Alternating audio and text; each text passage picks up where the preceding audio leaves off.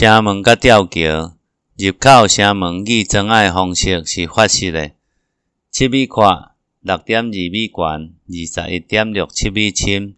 中开一孔做完工门，门牌顶面的门批伫院外迄面写“益大金城”，向内迄面写“万楼低调”，是沈葆桢亲笔题字写的，所以二昆新炮台又搁号做金城。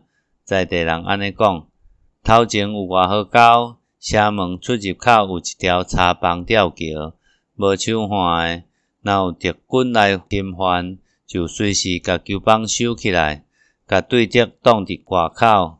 到日本时代了后，炮台就无路用啊，换做防欣赏、惊打的所在。有酒楼、餐厅即款店头，吊桥嘛改做固定式的。2000以后有搁整理过，才变做眼视镜的款式。